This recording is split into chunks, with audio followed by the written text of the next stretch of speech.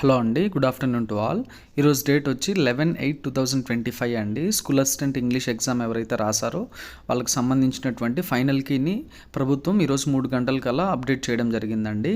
ఈ అప్డేట్ చేసినటువంటి ఫైనల్ కీలో మొత్తం 7 చేంజెస్ అయితే ఉన్నాయండి. ఈ 7 చేంజెస్ ఏంటో, అలానే మన మార్క్స్ని మనం ఎలా తెలుసుకోవాలో వీడియోలో చూద్దామండి.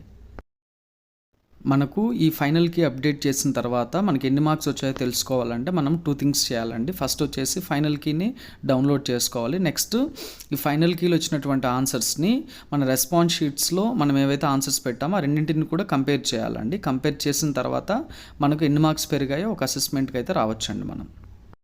ఇంకా క్యాండిడేట్ లాగిన్లో మనకు మార్క్స్ అనేవి అప్డేట్ అవ్వలేదండి. మేబీ 1 or 2 డేస్లో వెరీ సూన్ మనకు అప్డేట్ చేయడం జరుగుతుందేమో. వచ్చిన తర్వాత ఇంకా క్లియర్గా మనకు తెలియడానికి అవకాశం ఉందండి. అండ్ ఈ 7 చేంజెస్ ఏంటో చూద్దామండి. కొంతమంది 1 or 2 మెంబర్స్ నెగిటివ్గా కమెంట్ పెట్టేస్తున్నారు. నువ్వు పెట్టినటువంటి పీడిఎఫ్ తీసుకొని గవర్నమెంట్ ఏం చేంజ్ చేయదు, నువ్వు పెట్టినవి జరగవు, అవి ఇవి అంటున్నారండి. ఇప్పుడు మొత్తం ఏవైతే 7 అప్డేట్స్ ఇచ్చినారో ఫైనల్ కీలో, ఈ 7 చేంజెస్లో ఆల్రెడీ మనం 5 చేంజెస్ ముందుగానే మనం చేసినటువంటి అబ్జెక్షన్స్ వీడియోలో నేను మాట్లాడడం జరిగిందండి. మీకు కావాలంటే వాటి లింక్స్ నేను డిస్క్రిప్షన్లో పెడతానండి. You can watch there. So వీళ్ళందరికీ నేను చెప్పేటువంటి సమాధానం ఏంటంటే అండి, నచ్చితే చూడండి, లేదంటే లేదండి. మీరు నెగిటివ్గా పెట్టాలి లేదంటే పాజిటివ్గా పెట్టాలనేది it all depends on your personality అండి. సో ఒకటైతే క్లియర్ అండి, ఇక్కడ ఇచ్చినటువంటి 7 అప్డేట్స్లో మనకు 5 వచ్చేసి మనం ఆల్రెడీ డీటెయిల్డ్గా మనం డిస్కస్ చేసామండి. మీకు ఏమైనా డౌట్ ఉంటే అక్కడికి వెళ్ళి చెక్ చేసుకుని తర్వాత కమెంట్ చేయొచ్చండి మీరు.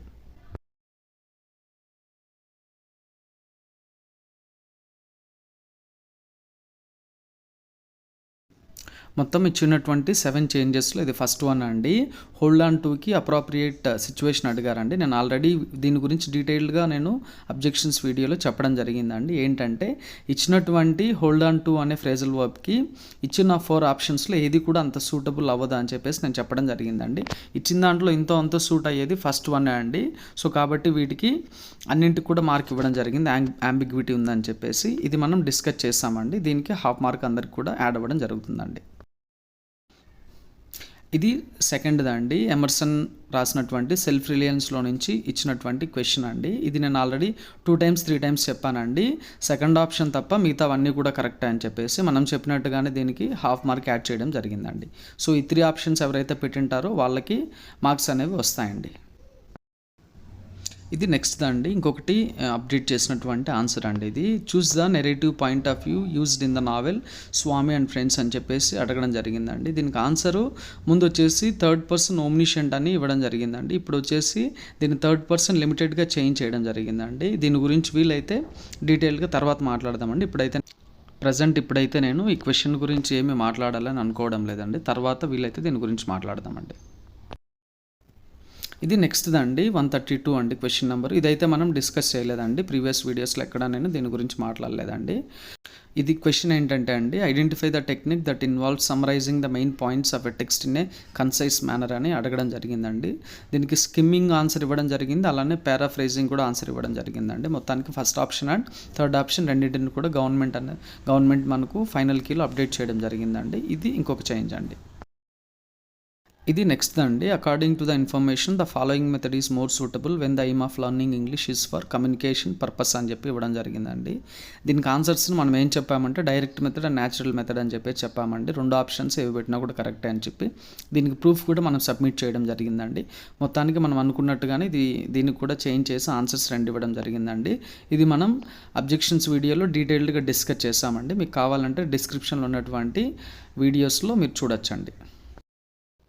అండ్ నెక్స్ట్ వన్ అండి. ఇది according to the Mackey the grammar translation method is the simple combination of dash of grammar and translation అని ఇవ్వడం జరిగిందండి. దీన్ని యాక్చువల్గా మనము ఎస్ఏ ఇంగ్లీష్ సబ్జెక్షన్స్ ఏవైతే చేసామో స్టార్టింగ్లో మనం ఒక 20-25 days ముందు మనం ఏవైతే చేసామో దాంట్లో నేను దీని గురించి డీటెయిల్డ్గా డిస్కస్ చేయడం జరిగిందండి. ఇక్కడ నేను ఫంక్షన్స్ అని ఆన్సర్ చెప్పడం జరిగింది, ట్రాన్స్లేషన్ ఫంక్షనాలిటీ అని చెప్పేసి చెప్పడం జరిగిందండి. ఇది చాలామంది ఎక్స్పెక్ట్ చేసిండ్రండి దీన్ని చేంజ్ చేస్తారని చెప్పేసి, బట్ నేనైతే దీన్ని అబ్జెక్షన్గా రైట్ చేయడం జరిగిందండి. మొత్తానికి ఏం చేస్తాడంటే యాంబిగ్విటీ ఉంది ఇచ్చినటువంటి క్వశ్చన్లో అని చెప్పేసి 4 కూడా చేంజ్ చేయడం జరిగిందండి. 4 ఆప్షన్స్ కూడా కరెక్ట్ ఆప్షన్స్గా ఇవ్వడం జరిగింది. సో దీనికి మీకు ముందు మార్క్ వచ్చింటే మార్క్ రాదు. ఇప్పుడు ఎవరికైతే మార్క్ రాలేదు అందరికి కూడా దీనికి హాఫ్ మార్క్ అనేది యాడ్ అవ్వడం జరుగుతుందండి.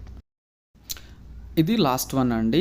ఇది నేను ఆల్రెడీ ఇంతకుముందు చాలా వీడియోస్‌లో నేను దీన్ని అబ్జెక్షన్‌గా పెట్టడం జరిగిందండి. ఏంటంటే ఇచ్చినటువంటి అన్నీ కూడా రాంగ్ స్టేట్మెంట్సే. కాబట్టి ఇది యాడ్ స్కోర్ అవుతుందని చెప్పేసి నేను చాలా రోజుల నుంచి చెప్తా ఉన్నానండి. ఫైనల్‌గా అప్డేట్ అనేది చేయడం జరిగిందండి. దీనికి అందరికి కూడా మార్క్ అనేది యాడ్ చేయడం జరుగుతుందండి.